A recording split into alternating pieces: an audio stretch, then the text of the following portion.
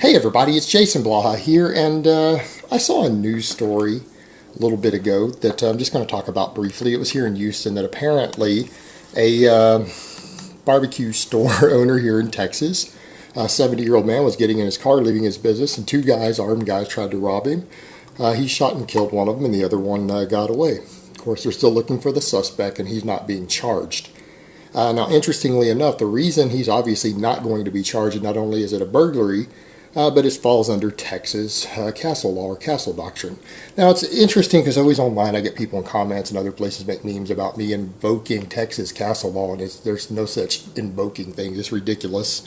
Who actually don't understand what Texas castle law even means. And it's an interesting concept, and I think it's one that we as a nation need to look at more closely and understand. If we really want to deal with our Violent Criminal Act, we really have to stop respecting the lives of these violent criminals. And I'm going to get into why that is in a minute.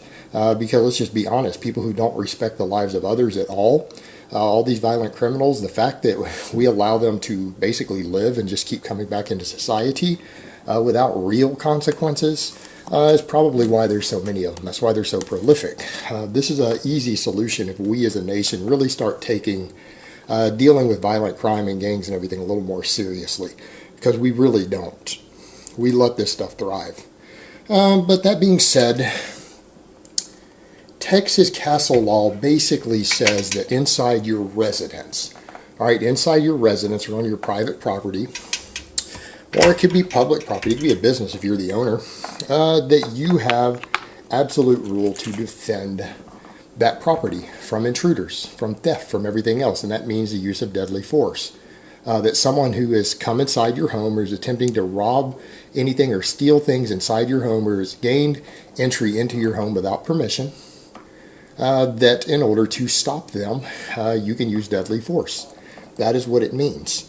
Now, that has also been extended in Texas to include any motor vehicles that you own, which means someone attempting to rob you inside your car, someone who is getting entry into your car without permission, who is breaking into it, or someone who is in the process of attempting to steal a motor vehicle that you own.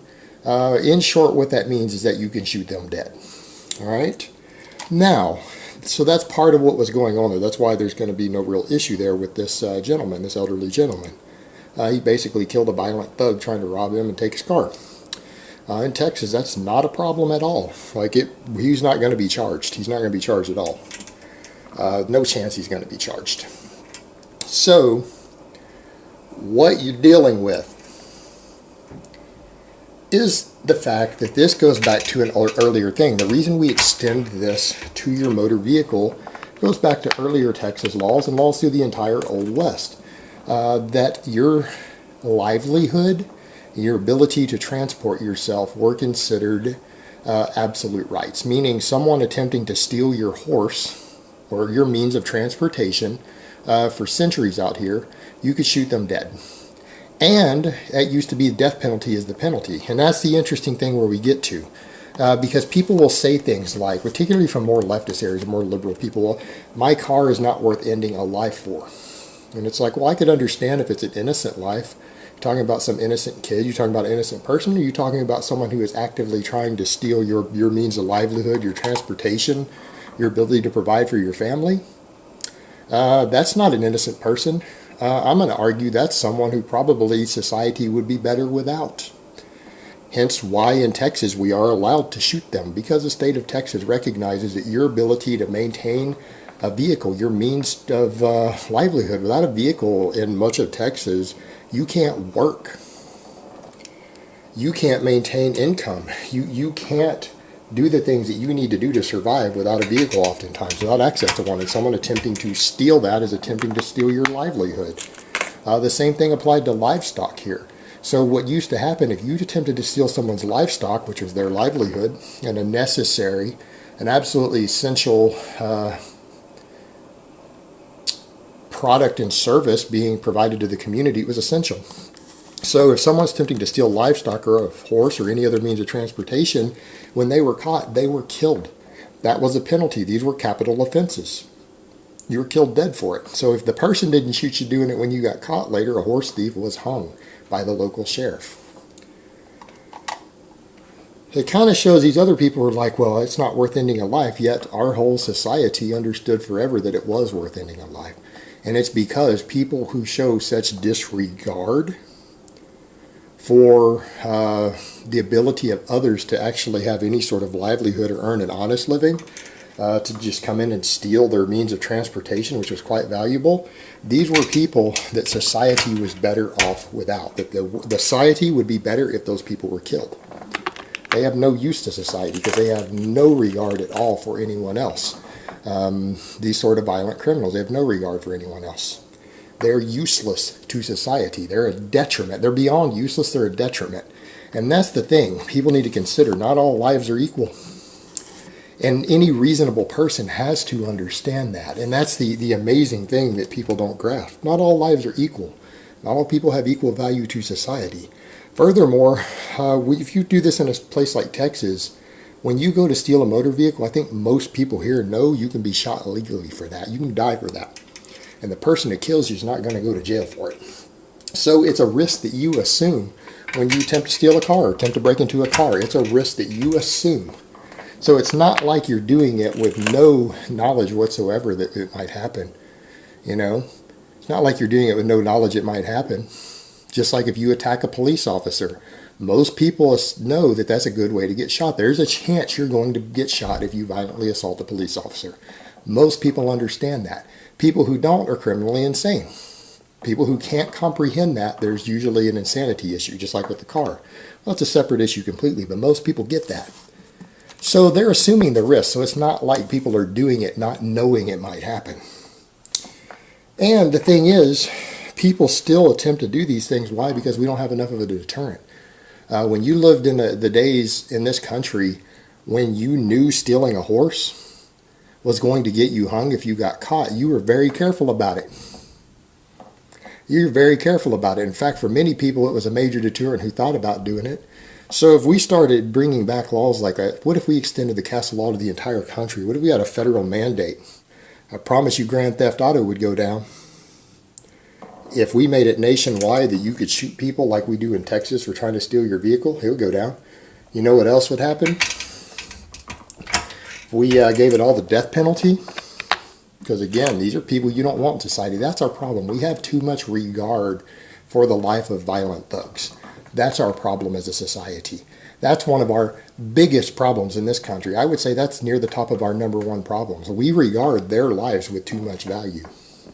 We regard the lives of people who are a complete detriment to society and to the rest of us. We hold too much value on their lives. And you know what? Because they're continue to live and breed and raise children, they produce other generations of people who are a detriment to society. It's easier to just cut it off at the source. So yeah, death penalty for that would weed out a lot of this criminal element pretty quickly. And here's the thing, it's not like they wouldn't know it. If you put it into law, everyone's going to know that's the new law. So they assume the risk. Furthermore, people argue, well, that doesn't even help with clearing up prisons because it costs too much money to execute people. You say that while I'm making 13-cent 9mm bullets. I don't think it's that expensive at all. The methods we choose to use might be expensive. The number of appeals that we allow might be too expensive. But that's a choice that we make.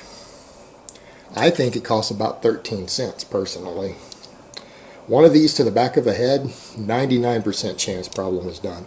Some cases 2 of them, so 26 cents. Now if you're not going to use hand loads and you buy them at Walmart, they're 30 cents.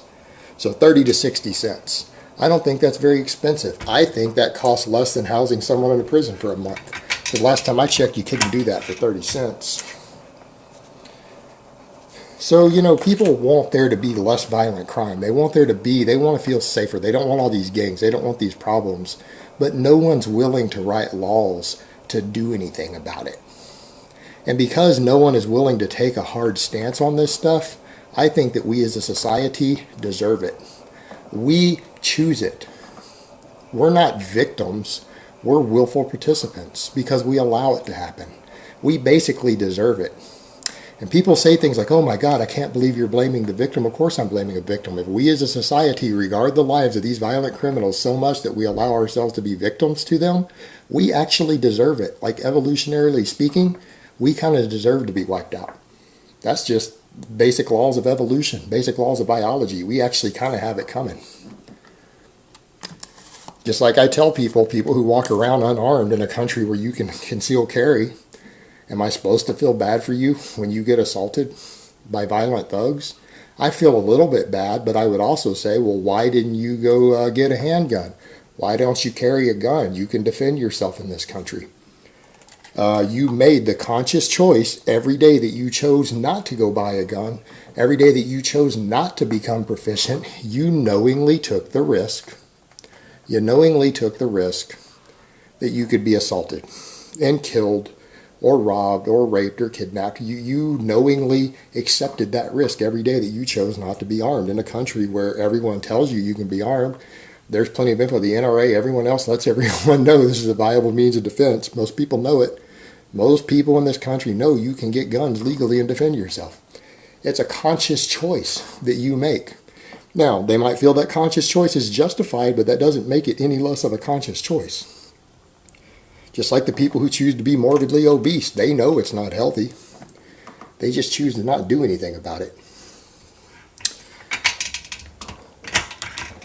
And it's the same thing with these violent criminals. We sit around and no one is talking about how to really solve this problem. Because you know what? You have entire generations, multi-generational violent criminals and gangs and everything.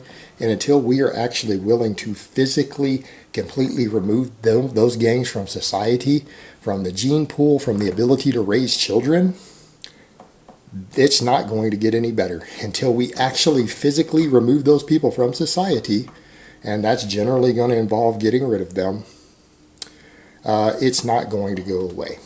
And laws like that are the only way you're going to do that.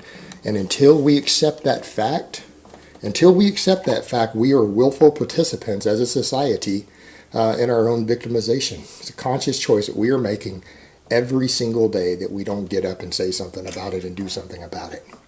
And it's as simple as that. And if you choose to respect the lives of these violent thugs, and you think that their life seems to matter more than yours, I don't have any pity for you when you're their victim. I just don't.